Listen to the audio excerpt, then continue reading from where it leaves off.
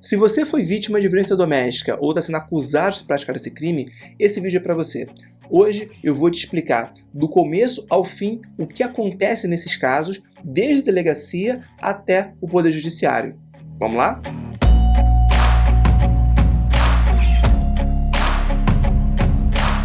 Fala galera, beleza? Se você chegou agora por aqui, muito prazer. Eu me chamo Rodrigo, ali atrás da câmera está a Mônica, minha esposa, e esse é o Direito com Limão, um canal de educação jurídica popular que tenta te explicar direitos e deveres com simplicidade, com leveza e com bom humor, mas só quando é possível. A gente vai pegar um caso concreto e vamos analisar do começo ao fim. A ideia é que a gente possa explicar para você o que acontece na delegacia e o que acontece no judiciário, seja na medida protetiva, seja na ação penal do crime que foi praticado. A nossa proposta é que essas informações elas possam ser úteis para você que foi vítima, infelizmente, ou que está sendo acusado de praticar esse crime, para que vocês tenham uma noção do que vai acontecer no processo de vocês. E aí o detalhe é que a gente vai pegar esse caso concreto, vai analisar cada um desses documentos e vai destacar em cada um deles os pontos mais importantes. Então vou pedir a autorização de vocês para trocar a minha câmera e ir para o computador e te mostrar lá como isso acontece. Vem comigo? Pronto, pessoal, trocamos de câmera, estou agora pequenininho aqui no cantinho para não atrapalhar e eu preciso só explicar uma coisa para vocês que muita gente não sabe, inclusive advogados que não trabalham na área. Toda vez que uma pessoa ela faz um registro de ocorrência para o crime de violência doméstica, você pode ter dois processos com o mesmo registro. E eu vou te explicar o porquê. A medida protetiva ela não precisa necessariamente ser requerida pela vítima.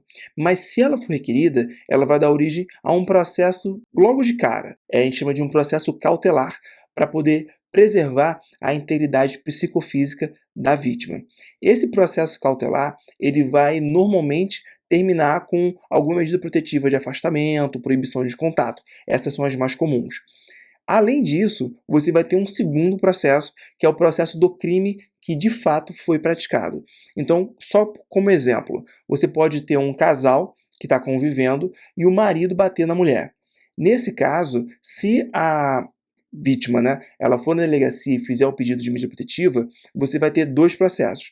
O primeiro é o processo da medida protetiva e o segundo é o processo da lesão corporal. Então, vamos dar uma olhadinha aqui na tela do computador. Eu já fiz uma pasta para o download dos principais arquivos desse caso. Eu já entrei no sistema do judiciário, do TJRJ, e fiz o download das principais peças e já tarjei os dados pessoal de cada um, justamente para evitar que vocês tenham conhecimento de quem são as pessoas, endereço, número de documento. Vocês não precisam saber disso. Vocês precisam saber só o direito que está envolvido. Eu vou começar por uma análise cronológica. Então, primeiro o que acontece é a medida protetiva, depois a ação penal. Eu já nomeei aqui, numerei de 1 a 7 para facilitar a leitura dos arquivos, então vamos lá. Pessoal, esse é o registro de ocorrência. Toda vez que você vai numa delegacia, você pode ter um registro de ocorrência ou um termo circunstanciado. O termo circunstanciado é para aquelas pequenos crimes, de calúnia, injúria, difamação, crimes de menor potencial ofensivo, cuja pena máxima é até 2 anos. Nesse caso, sempre que envolve lesão corporal com a violência doméstica, você vai ter um registro de ocorrência, não um termo circunstanciado, tá bom? Aqui eu já destaquei também qual é o crime que possivelmente ocorreu. Por que possivelmente, pessoal? Porque quem faz a definição final de qual crime aconteceu é o Ministério Público quando ele oferece uma denúncia. O delegado ele coloca primeiro uma sugestão de qual crime teria sido praticado. Nesse caso, uma lesão corporal. Também tem um segundo crime aqui de injúria. Lesão corporal é quando você agride uma pessoa e deixa algum vestígio, deixa um vermelho, um machucado. A injúria é quando você xinga alguém, dá adjetivos pejorativos para essa pessoa. Essa é a primeira parte do registro de ocorrência. A segunda parte é a parte que fala das pessoas envolvidas. E aqui você vai ter a qualificação, a identificação da vítima e do autor do fato. Mais embaixo, já finalizando o registro de ocorrência, você vai ter a dinâmica, o que aconteceu. tem um segundo documento, que é o termo de declarações, onde a vítima ela conta tudo. Aqui, na dinâmica do fato, é como se fosse um resumo desse termo de declarações. O segundo documento que surge dentro de uma delegacia é esse pedido de medida protetiva. Só para esclarecer, essa medida protetiva ela é requerida pelo delegado de polícia e direcionada ao juiz da causa, o juiz do juizado de violência doméstica do local onde você mora, da comarca, do município.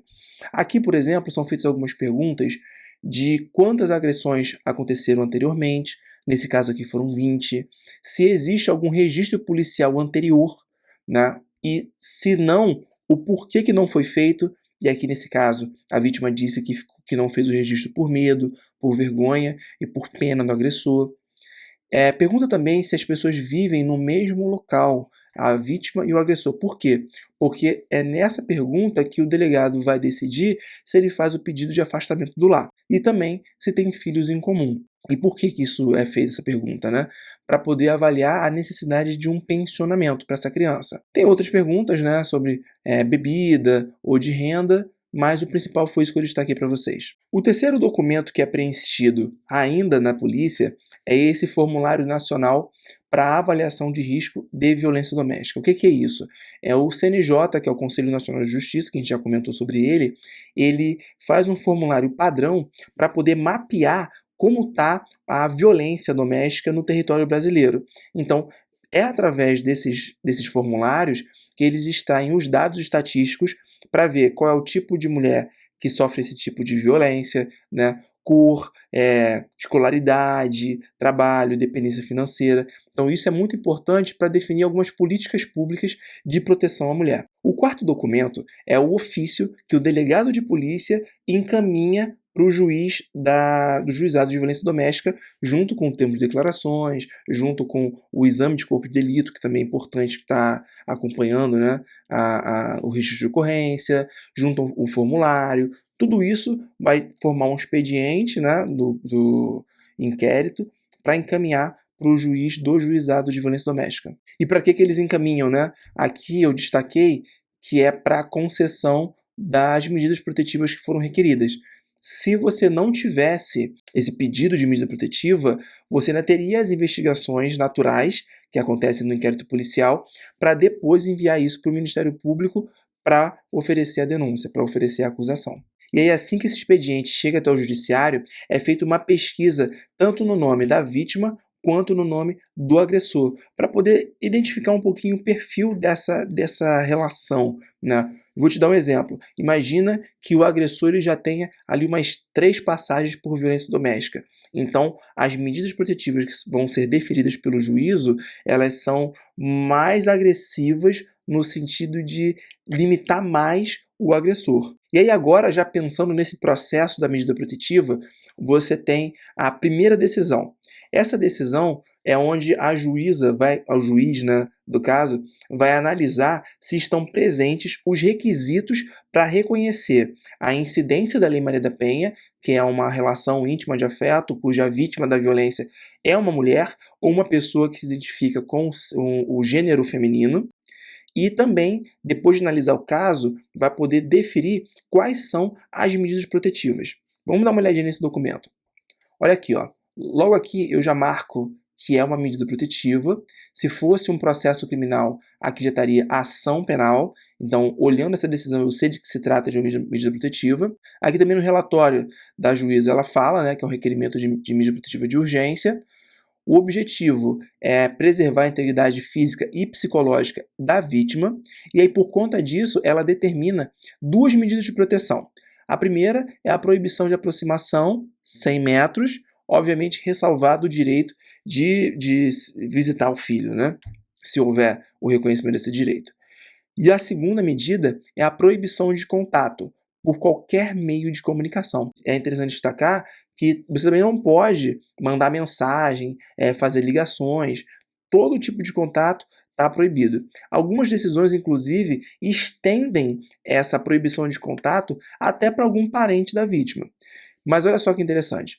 Se for necessário, por exemplo, no caso de filhos em comum, que o suposto autor do fato entre em contato com a vítima, esse autor do fato ele não pode fazer isso diretamente. Ele precisa se valer de um intermediário, alguém que seja do conhecimento, né, do relação de amizade do casal, para poder se comunicar, fazer algum pedido, às vezes pegar um documento, pegar algum objeto que está na casa. Na parte final da decisão, tem também uma advertência de que, se houver o descumprimento da medida protetiva, a juíza ela pode terminar a prisão do suposto autor do fato num primeiro momento. Uma vez descumpriu, já pode mandar prender. Na prática, isso não acontece. Na prática, a juíza sempre dá primeiro uma advertência para depois determinar a prisão. Mas, obviamente, que vai depender do caso concreto. Se houver uma conduta mais grave por parte do autor do fato, aí a juíza já manda prender de cara. E outro ponto, depois que o autor do fato ele toma ciência de que contra ele existe uma medida protetiva, se ele descumprir, ele também, além de ficar preso pelo descumprimento da medida cautelar, ele pode responder, na verdade ele vai responder a um crime específico, que é o crime de descumprimento de medida protetiva. E aí, por último, depois que o suposto autor do fato ele tem a oportunidade de impugnar esse pedido, falar que a pessoa que fez esse pedido não está com a razão e juntar as provas, a juíza ela vai dar uma sentença. Essa sentença, na verdade, ela não vai condenar ninguém a nada. Ela só vai confirmar que aquela decisão lá no começo do processo que deferiu a medida protetiva, ela vai continuar valendo enquanto estiver presente os requisitos. Então, aqui, nesse documento, vocês podem ver que essa é uma sentença que trata da medida cautelar. Descendo, ela vai analisar o caso, né? Mas descendo um pouquinho, você pode ver que a juíza julga procedente o pedido simplesmente para confirmar a medida protetiva. E lembra que eu falei que não tem muita consequência prática? É porque nem custas o suposto autor do fato tem que pagar. Esse processo, o foco dele sempre vai ser o bem-estar da vítima, resguardar a integridade física e psicológica da vítima. Beleza, eu acabei de falar do processo de medida protetiva. Na delegacia é feito o pedido, a juíza analisa, ela costuma deferir esse pedido quando tem algum tipo de prova, e aí depois de intimar o cara para poder se defender, né, ela vai dar uma sentença normalmente confirmando essa decisão inicial. Agora, a gente vai analisar o processo principal que nós chamamos, né? Lembra, a medida protetiva ela foi deferida por conta de um fato. Esse fato é um fato criminoso. Ele pode ser um crime mais grave, mas também pode ser uma lesão corporal leve, como nesse caso. Vamos dar uma olhada, então, nessa ação penal. Esse processo, essa ação penal, ela começa com a denúncia. Obviamente, ela, na verdade, começou lá com a RO na delegacia, mas o documento que inicia esse processo criminal, essa ação penal, é uma denúncia que é oferecida pelo Ministério Público. Toda denúncia tem a mesma estrutura. No começo, ela direciona o juízo, que nesse caso é o juízo da violência doméstica, e depois de qualificar o acusado, ela vai narrar o que aconteceu. Então, nesse caso especificamente, a gente pode ver que houve uma ofensa à integridade física da companheira do acusado. Essa ofensa foi praticada mediante socos, pontapés, pisões e chutes, e essa lesão ela teria sido demonstrada através de um laudo pericial. Obviamente, ela foi demonstrada tanto o crime quanto a autoria do crime, quem praticou esse crime, pelo depoimento da vítima em delegacia, sim, mas essa declaração ela foi corroborada por um laudo pericial que é feito por um médico da polícia, né? Ou da polícia, no hospital público, que é um servidor público. A segunda parte da denúncia, você vê que o Ministério Público ele necessariamente tem que dizer que esse crime ele foi praticado em relações familiares, de íntimo afeto, violência em relações domésticas e coabitação. E por que isso? Porque só se esse crime de lesão corporal for praticado nessas condições que você vai ter a incidência da lei Maria da Penha, né, que é 11.340, que vai permitir o requerimento das medidas protetivas. Se não fosse nessas situações, relação familiar, íntimo afeto, e a vítima fosse mulher, você teria um crime normal, sem ter a possibilidade de fazer o pedido da medida protetiva. Aqui, ó, um outro ponto que é interessante é que o Ministério Público ele cita o laudo, mas também ele fala que a prova da autoria vai ser demonstrada também através de uma prova testemunhal, uma prova oral, que no caso é o depoimento da vítima. O segundo documento relevante numa ação penal, num processo criminal, é essa decisão inicial aqui que recebe a denúncia. O que é receber a denúncia? O Ministério Público ele pode te acusar de muita coisa. Ele pode te acusar, inclusive, de coisas absurdas. Por exemplo, imagina que o Ministério Público me acusa de ter furtado a Lua. Vocês acham que é razoável ter furtado a Lua? Então, por não preencher um dos requisitos, né, que o Código de Processo Penal ele vai estabelecer, o juiz ele pode rejeitar ou receber, que é aceitar, essa acusação. Nesse caso, o Ministério Público ele fez tudo certinho. Ele disse qual era o crime, ele falou qual era a pessoa e disse também quais eram as provas que eles tinham. Obviamente que essa prova não é uma prova definitiva, ela vai ser submetida ao contraditório durante o processo criminal, mas é o suficiente para dar a justa causa para o juiz dar início a esse processo criminal. Aqui você pode perceber que depois que ele recebe a denúncia, ele vai determinar a citação do acusado. O que é a citação? É receber uma carta. Tá? O oficial de justiça ele pode fazer essa comunicação através de uma visita até o local onde a pessoa está, ou mesmo por meio eletrônico. Hoje em dia você consegue fazer a citação por WhatsApp, inclusive, desde que fique muito claro que a pessoa que recebeu esse documento é de fato o destinatário dele. Então, como é que eles fazem na prática? Eles pedem para você se identificar, falar o seu CPF, mandar uma foto do seu documento, às vezes documento puro, às vezes segurando o documento do lado do rosto, e depois eles te mandam um mandado de citação com uma cópia da denúncia. E por que tem que ter uma cópia da denúncia? Para você saber do que você está sendo acusado e poder procurar um advogado ou um defensor público para poder fazer a sua defesa. E aqui, ó, essa defesa prévia ela tem um prazo de 10 dias. Se você... E por que é prazo de 10 dias, né? Porque se você não contrata um advogado no prazo de 10 dias, o processo ele continua, né, se você for citado. Então o juiz vai pegar esse processo e vai mandar para a Defensoria Pública, como está advertido aqui na parte de baixo. Esse aqui é um exemplo de mandar citação. Aqui você vai ver que já não é medida protetiva, é ação penal. E aí essa ação penal, você vai ter que escolher em um desses dois campos se você quer ser assistido pela Defensoria Pública ou se você vai preferir ser atendido por um advogado. E esse documento, ele tem que ser encaminhado para o seu advogado. Ali em cima, você está tarjado aqui nesse caso, mas tem um número do processo. Então é com o número daquele processo que o advogado vai acessar o sistema e ver tudo que já foi produzido nele. Então beleza, você contratou um advogado ou procura a Defensoria Pública, eles fizeram uma defesa inicial para você, onde normalmente negam os fatos e diz quais são as provas que vocês querem produzir, e aí depois o juiz vai marcar essa audiência aqui, que é a audiência de instrução e julgamento. O que é isso? É justamente a oportunidade de ouvir a vítima, a testemunha de acusação, a testemunha de defesa e, por último, ser realizado o interrogatório do réu. Nesse caso aqui específico, essa audiência foi uma audiência virtual. A juíza ela não estava presente, mas toda audiência tem que contar com a presença física ou virtual da juíza, da promotora, porque é uma ação penal, e também da vítima e do acusado. É interessante também vocês perceberem que todo mundo está sendo assistido. No juizado de violência doméstica, você vai ter um defensor para a vítima e um defensor para o acusado. Mas tanto vítima quanto acusado podem escolher contratar advogados da sua própria confiança. Então, nesse caso aqui, foi o que aconteceu. A vítima contratou um advogado e o autor do fato também contratou um advogado. Então, estava todo mundo presente nessa audiência para poder ouvir as testemunhas que foram arroladas. Esse advogado, no caso, ele indicou como testemunha os parentes do próprio acusado, que teriam presenciado o fato. Você lembra? O Ministério Público indicou só a vítima. E aí o que aconteceu? O advogado de defesa, muito habilmente, falou que os parentes do acusado, eles tinham a faculdade de se negar a depor.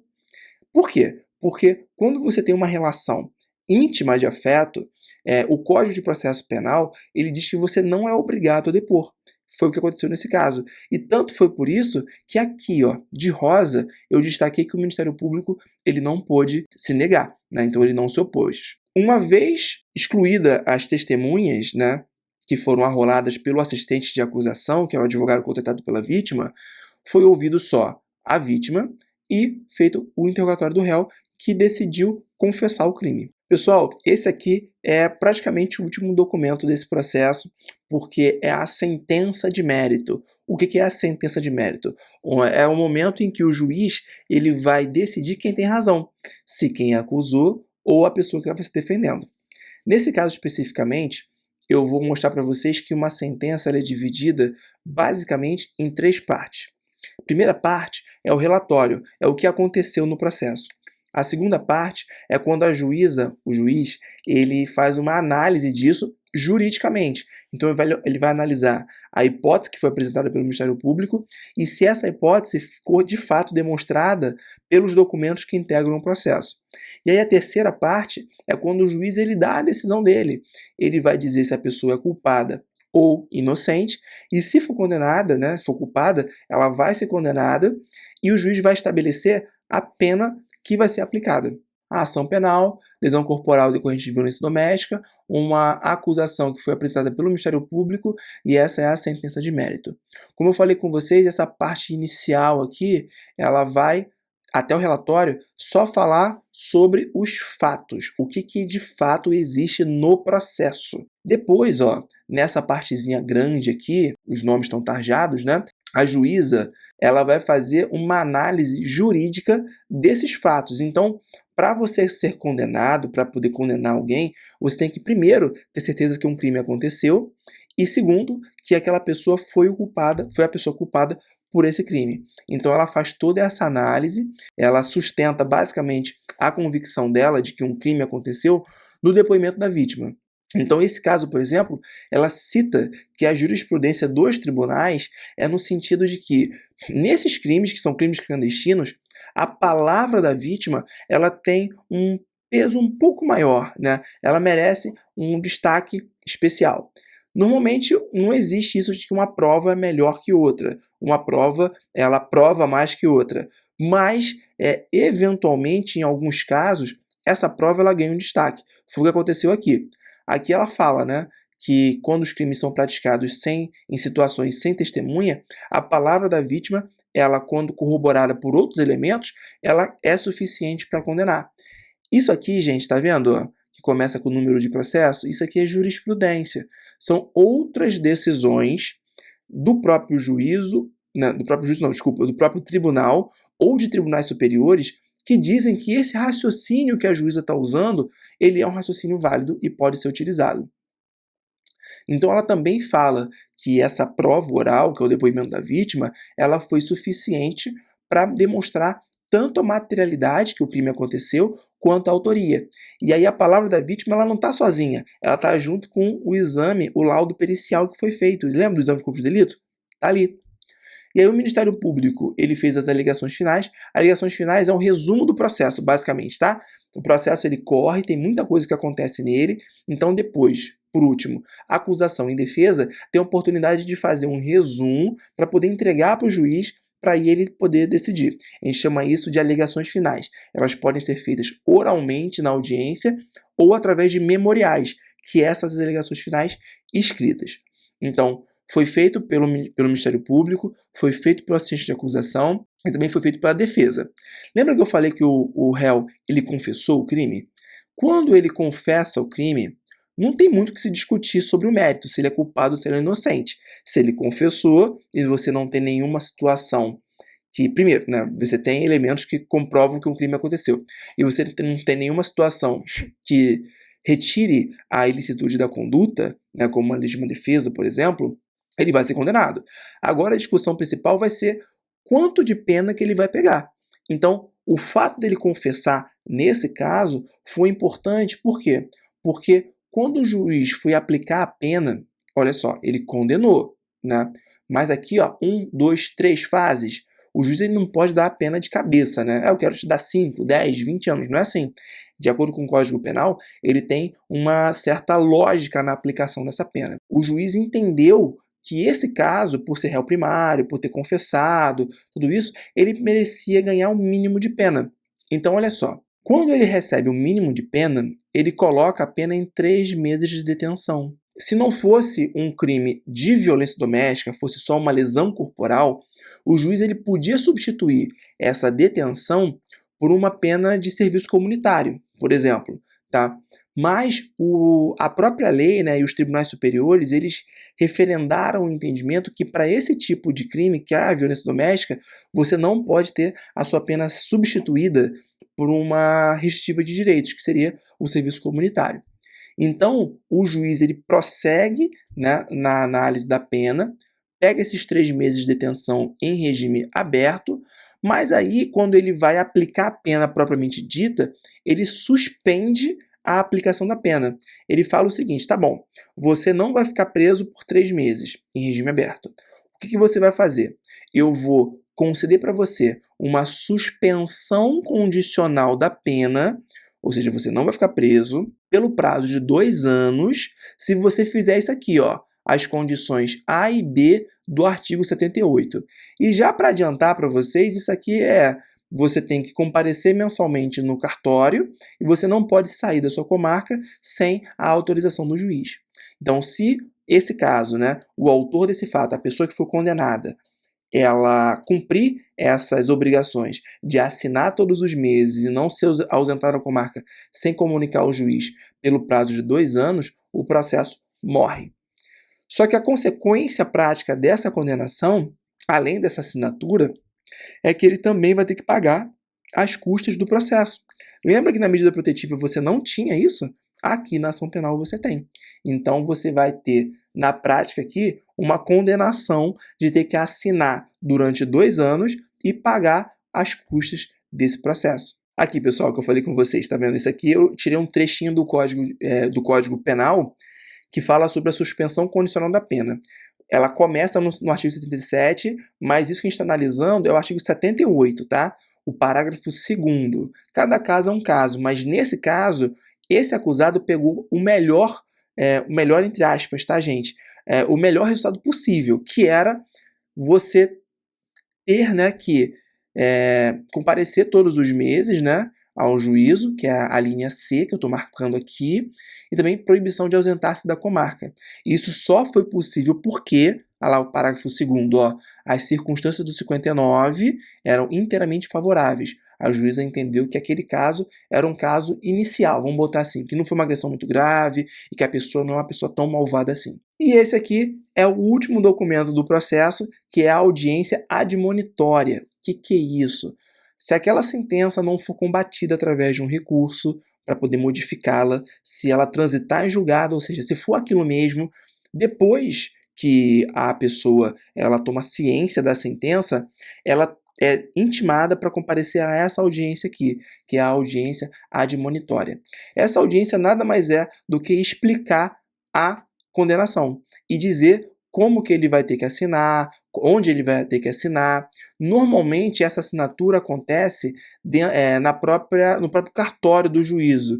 Então, uma vez por mês, ele vai até o cartório lá do juizado de violência doméstica da Barra e vai assinar uma fichinha que tem lá com o nome dele. Depois de um determinado prazo, quando ele preencher, né, os 2 anos, essa fichinha vai para o juiz para ele dar uma decisão extinguindo o processo. Então é isso, pessoal. A gente tentou passar rapidamente em todas as fases desses 2 processos, né?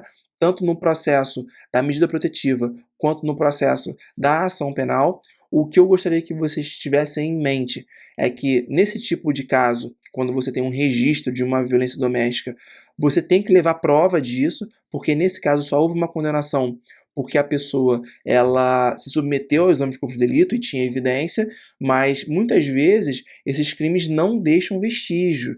Então, se você puder, se for, por exemplo, uma ameaça pelas redes sociais, uma ameaça pelo aplicativo de mensagens, uma ligação, o que for, tenta fazer evidência disso. Então, vou te dar um exemplo, tá bom? A pessoa tá ligando para você, você sabe que é uma ameaça. Chama alguém para ficar do seu lado, bota a viva voz. Se for possível gravar essa conversa, essa ameaça, melhor ainda. Se for uma mensagem que mandarem para você de escrita, faz o print da tela, justamente para a pessoa não poder apagar essa mensagem e depois dizer que não mandou nada. E se for um áudio, rapidamente encaminha esse áudio para alguém, para poder ter essa evidência para depois levar isso na delegacia ou levar isso em juízo. As medidas protetivas, elas estavam até o final, até o comecinho desse ano, elas estavam sendo renovadas automaticamente por conta da situação pandêmica. Mas depois que terminou a necessidade de usar máscara, né, vamos simplificar, essas medidas elas têm uma validade de 90 dias. Se em 90 dias o suposto agressor não fizer nada, ela vai ser extinta, essa medida protetiva, não vai ser mais necessária. Então, fica atento nesse prazo, porque se for necessário, que se o agressor ele ameaçar você novamente, ele estiver te colocando algum medo, o seu advogado ou o seu defensor público tem que peticionar no processo dentro desse prazo de 90 dias. Beleza? Meus amigos, essas são as principais informações que estão relacionadas a esse tipo de ação. Se você tiver qualquer dúvida, não fica com vergonha, pode deixar algum comentário ou mesmo chamar a gente no direct do nosso Instagram, que a gente vai ter o maior prazer em te dar alguma orientação. Inclusive, se você acha que essa informação, que esse conteúdo, ele pode ser relevante também para outras pessoas, compartilhe esse vídeo com elas. Vai ser uma grande ajuda que você dá aqui para o canal, porque a gente está na nossa meta de tentar alcançar nossos 500 inscritos. Então, se você ainda não for inscrito, eu vou te pedir essa gentileza de se inscrever e ativar o sininho para ser notificado todas as vezes que nós postarmos vídeos novos aqui no canal. Então, por hoje é isso. Um forte abraço, um super beijo e até o próximo vídeo. Tchau!